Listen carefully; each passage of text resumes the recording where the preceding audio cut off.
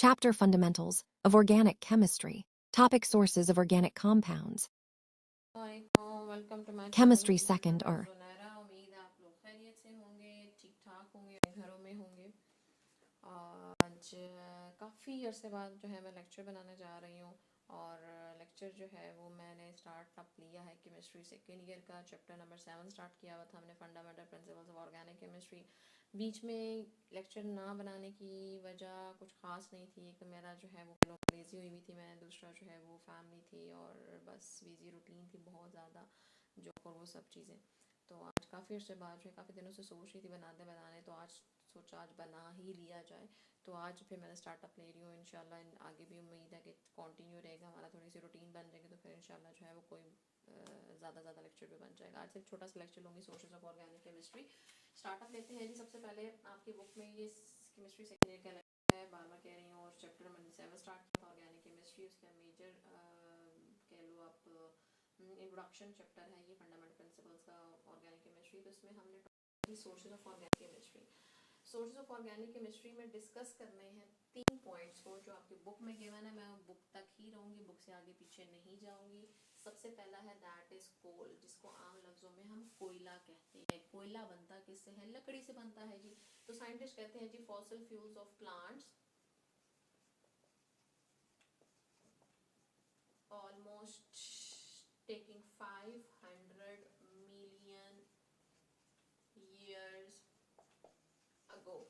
ये जो हमारे पास कोयला है बेसिकली वो इस वजह से बनता है जो प्लांट के फॉसिल। क्वेश्चन आता है जी what is fossil fuel? Fossil fuel basically are the dead remains of organic compounds या ऑर्गेनिक कह सकते हैं आप living organism which are living.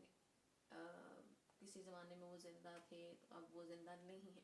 तो फॉसिल फ्यूल बेसिकली बनते हैं जी प्लांट से या एनिमल से, कोई भी ऑर्गेनिज्म जो किसी ज़माने में ज़िंदा है, फिर वो जो मर जाता है और मट्टी में दफन हो जाता है, दब जाता है, उसके ऊपर से प्रेशर, नीचे से मैग्मा का प्रेशर, जिसकी वजह से वो उसकी जो बॉडी है वो कन्वर्ट हो जाती है किसी एक स्टेम पे, किसी एक जो है वो स्केच पे, या उसकी बॉडी जो है वो प्रॉपरली डिके नहीं हो पा रही होती। तो ये सब चीज़ें जो है बेसिकली क्या कहलाते हैं जी? फॉसिल फ्यूल कहलाते हैं। ठीक है जी। तो 500 मिलियन ईयर्स अगो जो है जो फॉसिल फ्यूल्स प्लांट्स के हैं, almost taken this much time to give a whole. Plant से हमें हासिल होता है जी वुड। वुड कन्वर्ट होता है पीट में। ये आपकी बुक में बहुत अच्छा सा उन्होंने एक फ्लो चार्ट सा बताया हुआ है। ये आप जो है इसको कर लेंगे तो आपका एक क्वेश्चन बड़ा अच्छा से तैयार हो जाएगा जी। वुड पे बैक्टीरियल एक्शन होगा plus chemical reaction, it will convert wood into peat. फिर पीट पे वैसे क्या होगा हमारे पास?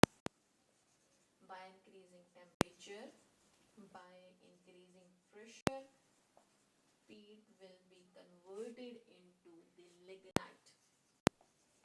ये मैं बता रही हूँ how coal is formed from the wood. ठीक है जी। अच्छा जी, उसके बाद हमारे पास क्या आ जाता है जी? लिग्नाइट। लिग्नाइट पे फर्दर जो है वो प्रेशर पड़ता है, इसको कन्वर्ट करता है बिटुमिनस कोल में, जो सॉफ्ट कोल कहलाया जाता है। ठीक है, which is not prepared yet. ठीक है जी। बिटुमिनस कोल के बाद हमारे पास कन्वर्ट होता है anthracite coal, which is hard form of coal. ठीक है जी।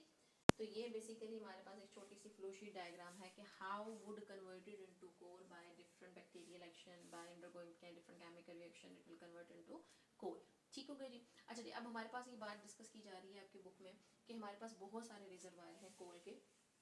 ऑलमोस्ट हमारे पास जो है 184 बिलियन टन के करीब जो है हमारे पास पाकिस्तान में पाए जाते हैं इसके रिजर्वायर्स। ठीक है जी।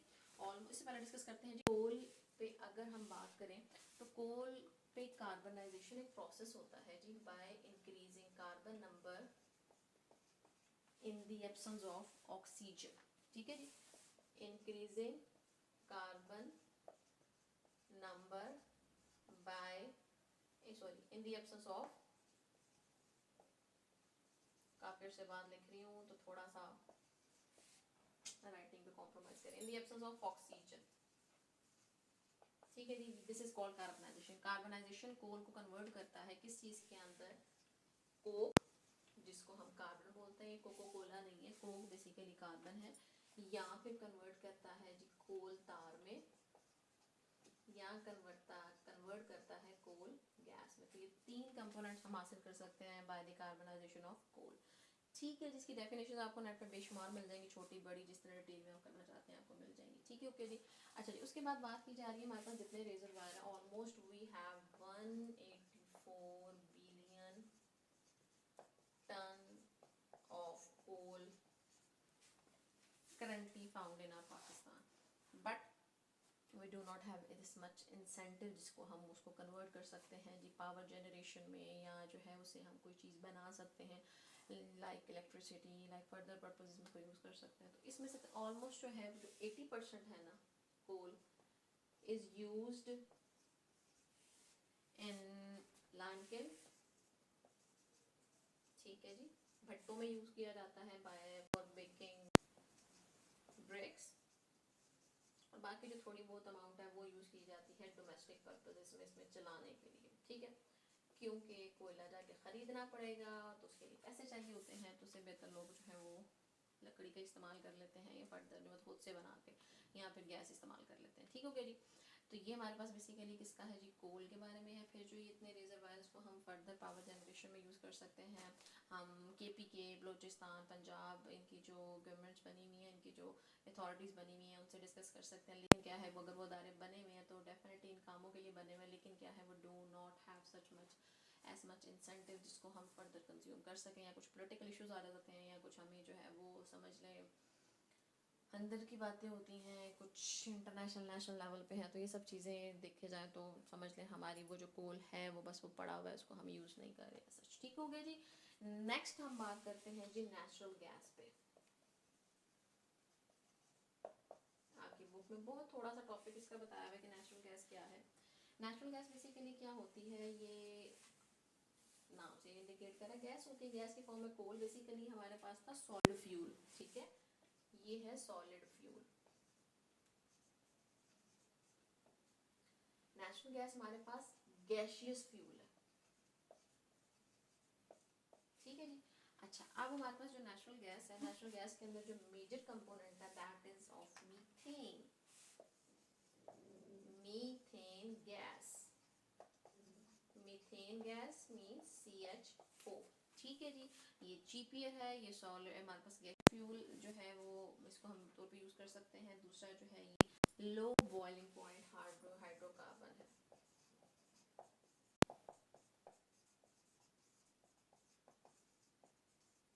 ये मेजर पॉइंट्स आपके बुक में डिस्कस हैं, तो हम भी इसे बेकर रखेंगे, इसे फर्दर आके जाने की कोई ज़रूरत नहीं है। बाकी आप लोगों को हिस्ट्री भी मिल जाती है कि पाकिस्तान में सुई के मकाम से जो है दरियाफ्त की गई थी, और जो है वहाँ से सबको सप्लाई मिल गई पाकिस्तान में जी।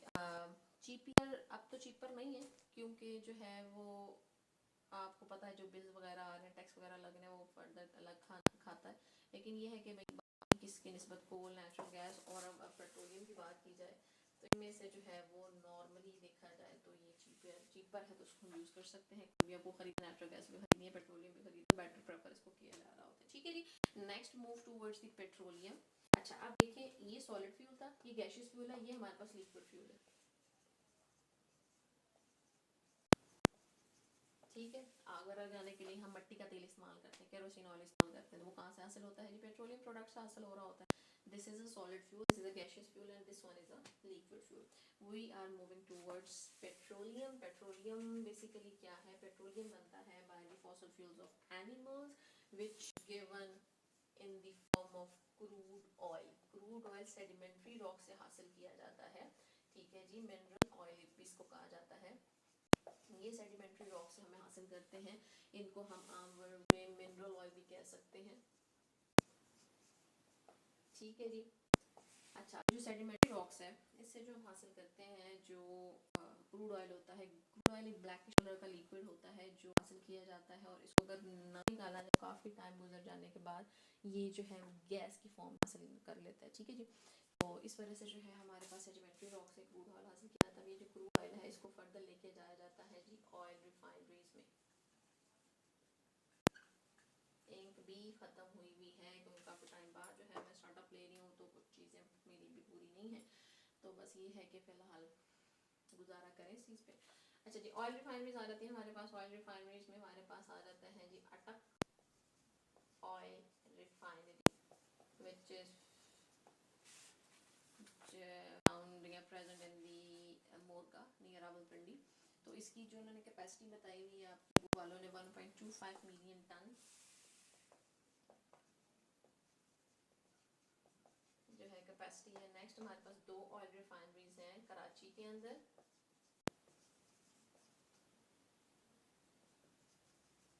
ठीक है, जिनकी ऑलमोस्ट जो है 2.13 मिलियन टन है कैपेसिटी। और लास्ट में जो है पाक अरब रिफाइनरी है, ठीक सी कैपेसिटी मेंशन नहीं हुई। तो ये बेसिकली 4 रिफाइनरीज हमारे पास पाई जाती हैं पाकिस्तान में, जिसमें जो है अटक ऑयल रिफाइनरी पिंडी में है, ये 2 कराची की हैं, और एक पाक अरब जो है ये रिफाइनरी है मोहम्मद कोट के पास पाई जाती है। इन रिफाइनरीज में लेके जाके डिस्ट्रक्टिव डिस्टिलेशन के प्रोसेस से गुजार के हमारे पास डिफरेंट प्रोडक्ट हासिल होते हैं, जैसे आपकी बुक में भी गिवन है। आपको बुक से अगर दिखा दूँ यहाँ पे, तो ये देख सकते हैं इसमें आप देख लें जी, एक साइड पे फ्रैक्शंस लिखे हुए हैं कि हम डिस्ट्रक्टिव डिस्टिलेशन से क्या कुछ हासिल कर सकते हैं। नेचुरल गैस हासिल कर सकते हैं, जो हम मीथेन गैस जिसको बोलते हैं, इसका बॉइलिंग पॉइंट लेसर देन 20 है। मीथेन टू जो है ब्यूटेन तक जा रहा है। पेट्रोकेमिकल्स है, पेट्रोलियम ईथर हासिल करते हैं। Lignin, gasoline, kerosene gas, oil, lubricant oil, ये डिफरेंट उन्होंने बताए हुए। इनके आपको बॉइलिंग पॉइंट कुछ हद तक पता होने चाहिए, ताकि ये जो है फर्दर आपके शॉर्ट क्वेश्चन में आ जाए तो आप कर सकते हैं। अगला टॉपिक बहुत इंपॉर्टेंट है, क्रैकिंग ऑफ पेट्रोलियम और रिफॉर्मिंग। इंशाल्लाह नेक्स्ट लेक्चर में से कवर करेंगे। अभी फिलहाल इतना ही, काफ़ी अर्से बाद लेक्चर बना रही हूँ, तो कुछ चीज़ें जो कमी पेशी है वो इंशाल्लाह पूरी करके तो नेक्स्ट इंशाल्लाह लेक्चर में उसको लेके चलेंगे। तो उम्मीद है आप लोगों को लेक्चर पसंद आया होगा। अगर चीज़ें समझ ना आए तो आप कमेंट सेक्शन में ज़रूर पूछ लीजिएगा। तब तक टेक केयर, अल्लाह हाफिज़।